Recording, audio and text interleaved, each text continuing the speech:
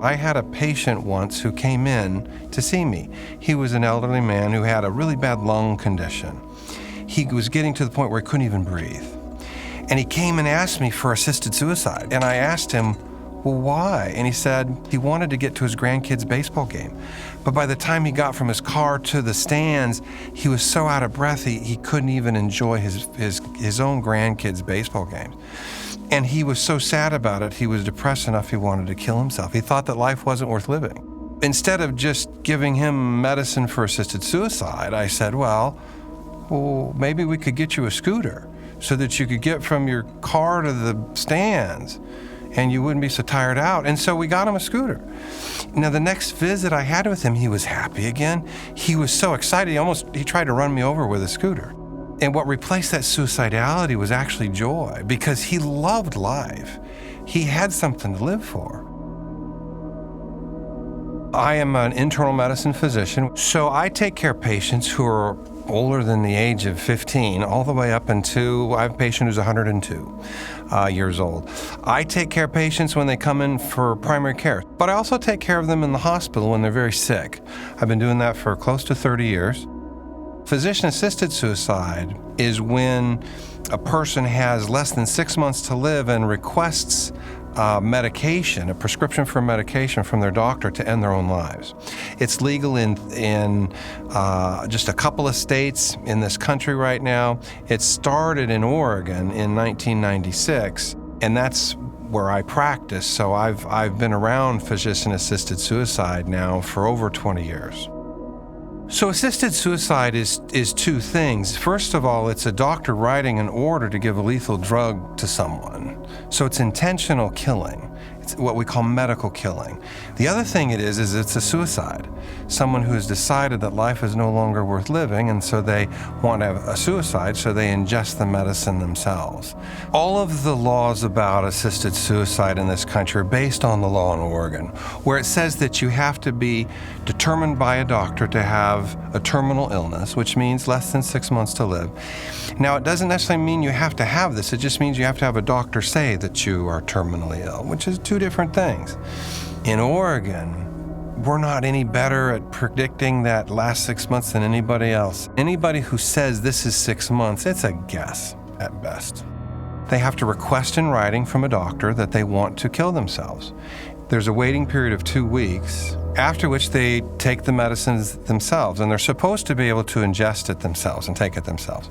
Almost all the suicides, over 90%, are attended by someone from Compassion and Choices, which is the organization that promotes assisted suicide. They have someone out there to help people find the doctor, to help them with the prescriptions, and to help them take them.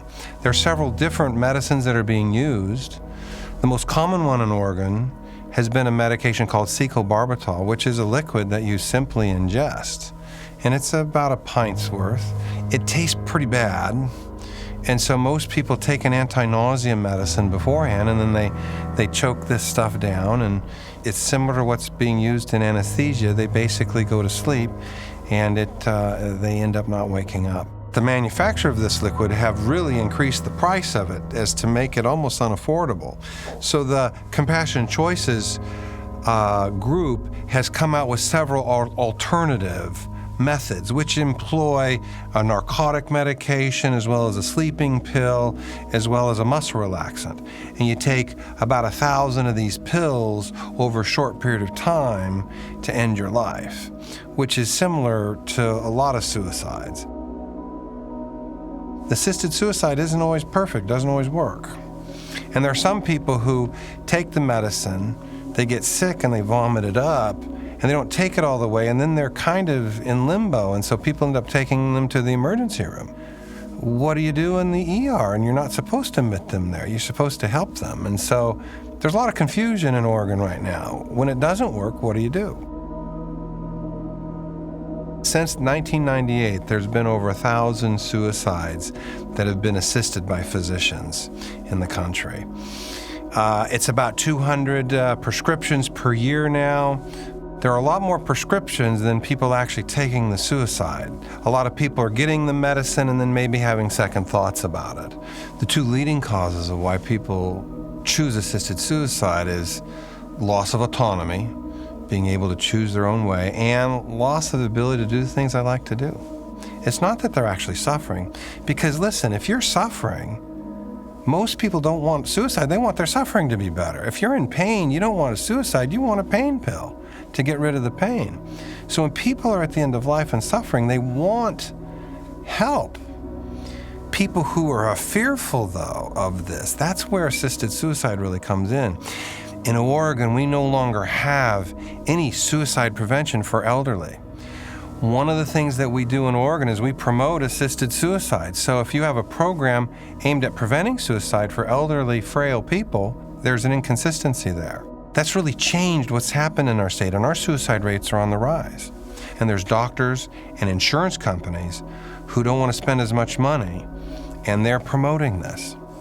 We had a patient in Oregon with lung cancer. The letter from the state came and said that they would not pay for her chemotherapy, but they would pay for her assisted suicide. So here's a patient with a letter from the state of Oregon telling her, we don't value you. We're not going to pay for your chemo, but we'll pay for what kills you. So the state is telling her she's better off dead. The job of the doctor is to do no harm, to take care of people, to find out what's wrong with you when you come in, or even if you're healthy, to keep you healthy with good preventive medicine. But if you come in and if you're depressed and want to kill yourself, the job of the doctor is to say, well, why are you depressed? Tell me what's going on, and try to figure it out, to figure out what's causing the suicidality. And then what I do is I try to address that. If it's a depression, you can get an antidepressant, which can be very helpful. But it might be that you're just really sad about this circumstance.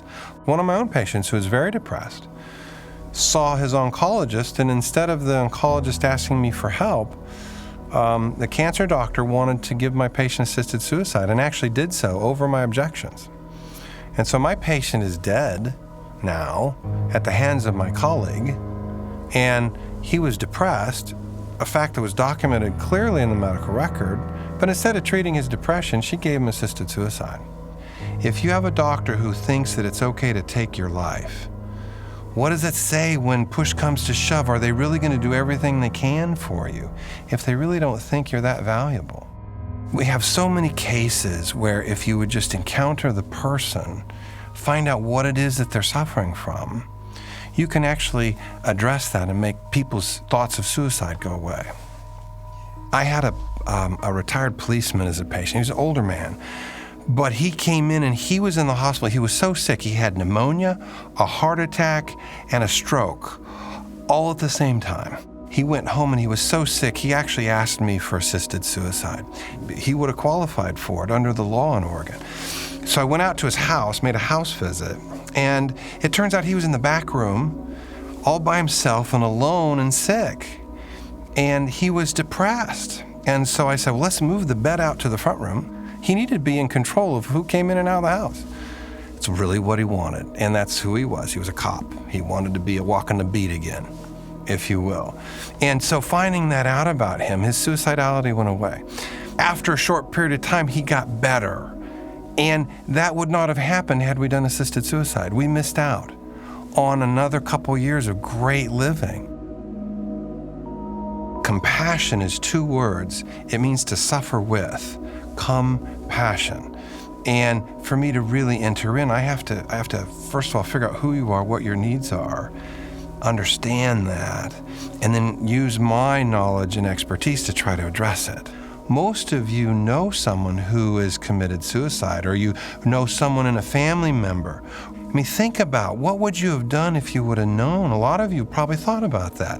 What could I have done to make it different? Well, it's the same thing happening with physician-assisted suicide. People who end up ending their lives, and then the family later on thinks, could I have done something different? And so there's this guilt that happens after assisted suicide for the family members. People who are at the end of their life are really at risk for being coerced, either externally or even internally, to end their lives. And so there's some real dangers here. You have to lie on the death certificate, because what you put on as the cause of death is the underlying illness. You don't put on that they died of a suicide. So you can't go back and look to see what actually happened. And one of the real worries because of this is the issue of coercion. It's the issue of someone who is being coerced into taking suicide as the only way out. Patients who have, some wealth are being forced or coerced by their kids to not take a prolonged illness, but rather to take assisted suicide as the short way out so that they can leave the inheritance to their kids. And some parents feel like they should do that because they see their kids suffering and needing something, and if they just think, well, golly, if I just, end my life, I can have all this insurance to go to my kids. And so it goes both ways. I think one of the biggest mistakes that we can make is using the terms death with dignity, aid in dying, or any of those other euphemisms. We have to call this what it is. This is physician-assisted suicide. It's direct and intentional medical killing, and it's a suicide. The worst thing you can do is to use these terms which sanitize what this really is. Despite all the claims that what's happening in Oregon is fine, the truth is we don't know because there's no one at the bedside. There's no physician there. The records are destroyed a year later, and the people in charge of collecting all this are the advocates for assisted suicide. Since suicide has become legal in Oregon, our suicide rates have risen. Suicide rate in Oregon is 35% higher than the national rate. If you're alone and isolated and afraid, sometimes suicide looks attractive. But if you got someone next to you who you know cares about you, who's going to want to leave that? So your job is to be that person who's next to the person who's suffering. That's true compassion, to suffer with someone. If we could do that, if we could do a better job of true compassion, we would have less suicidality.